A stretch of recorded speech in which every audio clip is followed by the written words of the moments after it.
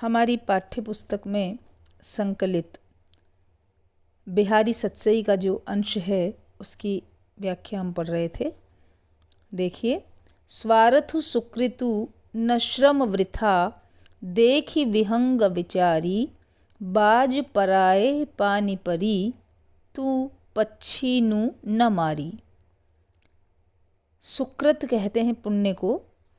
विहंग का अर्थ है पक्षी, अर्थात जो आकाशगामी पक्षी है, स्वच्छंद विचरण करने वाले हैं। या विहंग का तात्पर्य यह भी होता है कि जो दूरदृष्टा है। पराए पानी परी, पराए पानी पड़ना, पानी कहते हैं हाथ को, दूसरे के हाथ में पड़ना, मुहावरे का प्रयोग है यहाँ। और पानी पड़ना वश में होना दूसरे के। पच्छीनु, पक्षियों को, न मारी, मत मार। यहाँ बिहारी किसी ऐसे स्वामी के सेवक के प्रति कह रहे हैं जो कि अपने दुष्ट स्वामी के लिए स्वजनों का ही हनन कर रहा है। इसका एक अर्थ तत्कालीन राजनीतिक जो दशा थी उसकी ओर भी जाता है। क्योंकि बिहारी के समय में हिंदू राजाओं में पराधीन वृत्ति के कारण विवेक शून्यता बढ़ गई थी और यही कारण था कि वे एक ओर अपने ही लोगों को शोषण के चक्र में पीसते थे और अपने को शूरवीर समझते थे। वहीं दूसरी ओर निष्क्रियता और जड़ता ने उनके मनोमस्तिष्क को शिथिल कर दिया था। बिहारी भी इस स्थिति से पीड़ित थे। यही कारण है कि वे अन्योक्ति के आवरण में यहाँ पर उन राजाओं को चेतावनी देते हैं जो कि विदेशी शासकों के बहकावे में आकर अपने ही देश वालों को पीड़ित कर रहे थे। वे अन्योक्ति के माध्यम से ऐसे ही व्यक्ति को संबोधित करते हुए कहते हैं कि स्वार्थ सुकृतु न श्रम वृथा। व्यक्ति स्वकार्य सिद्धि के लिए, स्वार्थ सिद्धि के लिए, अपना कार्य बनाने के लिए श्रम करे अथवा सुकृतु पुण्य के लिए श्रम करे तो ऐसा श्रम वृथा नहीं होता। या तो जो परिश्रम हम कर रहे हैं उससे हमारा स्वकार्य सिद्ध होता हो या हमें पुण्य फलप्रद वह श्रम हो, उसके लिए श्रम व्यर्थ नहीं होता। देखि विहंग विचारी, हे विहंग, हे पक्षी, तू विचार करके देख। यहाँ बाज के माध्यम से कवि अन्योक्ति कह रहे हैं, इसलिए विहंग शब्द है। विहंग यहाँ दूरदर्शी अर्थ भी देता है कि तुम बुद्धिमत्ता से बुद्धिमान बनकर कुछ विचार करो। या हे पक्षी, तू विचार करके देख। हे बाज, पराए पानी परी, तू पच्छीनु न मारी। दूसरों के हाथों में पड़कर तू निरपराध पक्षियों को मत मार। ऐसा माना जाता है कि शिकारी बाज को उसका जो शिकारी है वह पालता है और उसे शिकार करने में इतना पारंगत बना देता है कि बाज पक्षी शिकार करके लाता है और शिकारी उस शिकार का उपभोग करता है। यहाँ बाज जो शब्द है वह ऐसे व्यक्ति के लिए है जो कि दूसरों के हाथ में पड़कर और अपने ही देशवासियों का, स्वजनों का ही अहित कर रहा है।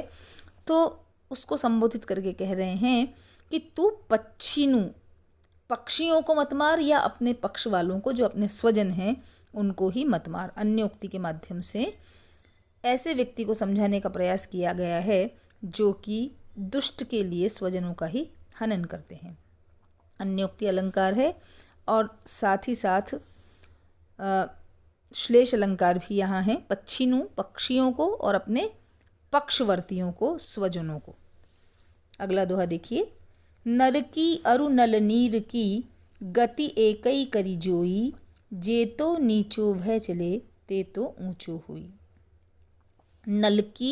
नर की अरु नल नीर की, मनुष्य की, और नल नीर, नल के जल की एक ही गति, एक ही चाल, एक ही व्यवस्था होती है, एक ही बानगी होती है। क्या होती है? जे तो नीचो भय चले, कि वह जितना नीचा होकर चलता है। यहाँ नीचा जो शब्द है वह दोनों ओर अन्वित होता है। नीचे के दो अर्थ हैं, एक तो विनम्र, व्यक्ति के अर्थ में विनम्र है, और जल के अर्थ में, नल के अर्थ में निम्नगामी अर्थ है। यदि पानी नीचे की सतह पर होता हुआ चलेगा तो उसका जो प्रेशर है, उसका जो फुहारा है, जल की जो गति है वह तीव्रगामी हो जाती है। तो जे तो नीचो वे चले, वह जितना निम्नगामी होकर चलता है उतना ही ऊपर तक चढ़ सकता है, पानी ऊर्ध्वगामी बन सकता है। और इसी प्रकार मनुष्य जितना नीचा अर्थात विनम्र होकर चलता है, विनम्रता धारण करता है, ते तो ऊंचो होए, वह उतना ही सम्मान का अधिकारी होता है, उतना ही श्रेष्ठ गिना जाता है। इसलिए विनम्रता धारण करने की सीख यहाँ दी गई है। श्लेष अलंकार है, अनुप्रास अलंकार भी है और दीपक अलंकार भी है। जे तो नीचो वह चले, जितना निम्नगामी होकर चलता है उतना ही उच्चता की ओर पहुँचता है।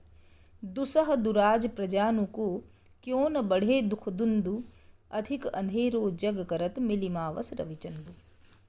दुसह असह्य, दुराज का अर्थ है द्विराज्य। यदि किसी एक ही राज्य में दो व्यक्ति शासन की सत्ता पर अपना अधिकार जमाने वाले हों, तो ऐसी स्थिति में उसकी प्रजा का क्यों न बढ़े दुख द्वंद्व, प्रजा का दुख, उनका झगड़ा और उनका अपकर्ष क्यों नहीं बढ़ेगा, अर्थात प्रजा के दुख और द्वंद्व अत्यधिक बढ़ जाते हैं। यदि सत्ता पर अधिकार जमाने वाले दो व्यक्ति होते हैं एक ही राज्य में, तो प्रजा को उसका खमियाजा भुगतना पड़ता है और प्रजा का दुख, द्वंद्व, उनका कष्ट, उनकी पीड़ा, वे सारे के सारे बढ़ जाते हैं।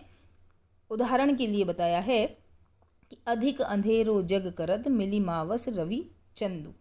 अमावस्या के दिन रवि और चंद्रमा, सूर्य और चंद्रमा जो कि दोनों ही प्रकाश पुंज है और अपने अपने समय पर, यदि रात्रि में चंद्रमा प्रकाश फैलाता है तो दिन भर सूर्य प्रकाशित करता है, लेकिन अमावस्या के दिन चंद्रमा और सूर्य दोनों एक ही राशि पर स्थित हो जाते हैं। तो ऐसी स्थिति में अधिक अंधेरो जग करत, संसार में अंधेरा और अधिक गहरा जाता है। अमावस्या की रात्रि काली रात्रि के नाम से जानी जाती है। इसी प्रकार यदि दुसह द्विराज होता है, यदि द्विराज दो शासक एक ही स्थान पर राज्य जमाना चाहते हैं, अपना अधिकार, अपना आधिपत्य जमाना चाहते हैं, तो वहाँ पर अत्याचार और अधिक बढ़ जाते हैं। उदाहरण अलंकार है, करो, अनुप्रास भी है, करो कुबत जग कुटिलता, तजौ न दीन दयाल, दुखी होगे सरल ही बसत त्रिभंगी लाल। करो कुबत जग कुटिलता, तजौ न दीन दयाल। भले ही संसार करों कुबत, मेरी बुराई करे, निंदा करे, किंतु कुटिलता तजो न दीन दयाल, किंतु हे दीन दयाल, मैं अपनी कुटिलता को, अपनी बुराई को, अपने टेढ़ेपन को नहीं छोड़ सकता। एक भक्त की उक्ति है। भगवान से प्रकारांतर से वे अपने उद्धार की प्रार्थना करते हैं, लेकिन साथ ही यह भी बताते हैं कि मेरी आदत सी पड़ गई है बुराई में पड़े रहने की, टेढ़ा बना रहने की, लेकिन मैं क्या करूं। उसी बात को वे व्यंजना के माध्यम से कह रहे हैं कि भले ही संसार इस बात पर मेरी बुराई करे, निंदा करे, लेकिन मैं अपनी कुटिलता को नहीं तज सकता, नहीं छोड़ सकता। क्यों नहीं छोड़ सकता? क्योंकि दुखी होगे सरल ही बसत त्रिभंगी लाल, क्योंकि आप भी तो त्रिभंगी लाल हैं। त्रिभंगी, कृष्ण को त्रिभंगी लाल कहते हैं। जब वे बांसुरी बजाते हैं तो उनकी मुद्रा त्रिभंगी मुद्रा होती है। वे 3 जगह से टेढ़े रहते हैं, गर्दन, कमर और पैर। तो आप भी त्रिभंगी लाल हैं। यदि मेरा हृदय सरल रहेगा तो आप उसमें बसने में कठिनाई से आ पाएंगे। यदि कोई टेढ़ी चीज़ है तो हम उसे सीधी चीज़ में अंदर नहीं बैठा सकते। इसीलिए मेरा चित्त जो है वह टेढ़ा ही ठीक है, क्योंकि तुम भी तो टेढ़े हो। और यदि हे ईश्वर आप टेढ़े हैं तो मेरे टेढ़े चित्त में आसानी से आ जाओगे। यदि मेरा चित्त सरल हृदय रहेगा, शुद्ध रहेगा, कपट रहित रहेगा, तो उसमें बसने में तुम्हें बड़ी परेशानी होगी। व्यंजना है और भक्त की उक्ति है भगवान से, और प्रकारांतर से अपने हृदय में ईश्वर को बिठाने की बात कवि कह रहे हैं। नहीं पावसु ऋतुराज यह, तजी तरवर चित भूल, अपतु भये बिनु पाइये, क्यों नव दल फल फूल। यहाँ पर अन्योक्ति ही है और अन्योक्ति के माध्यम से कवि बिहारी बता रहे हैं कि जो सामान्य पुरुष से सहज कार्य सिद्ध हो जाते हैं, सामान्य पुरुष के माध्यम से यदि हम किसी कार्य को करना चाहते हैं तो आसानी से सिद्ध हो जाते हैं, किंतु यदि किसी राजा से लाभ उठाना चाहते हैं तो वो बड़ा मुश्किल है। उसके लिए अनेकशः मानहानि सहनी पड़ती है। कवि कह रहे हैं नहीं पावसु, यह सामान्य पावस की बरसात की ऋतु नहीं है। ऋतुराज यह तो ऋतुराज है, वसंत है, जो ऋतुओं का राजा माना जाता है, श्रेष्ठ माना जाता है।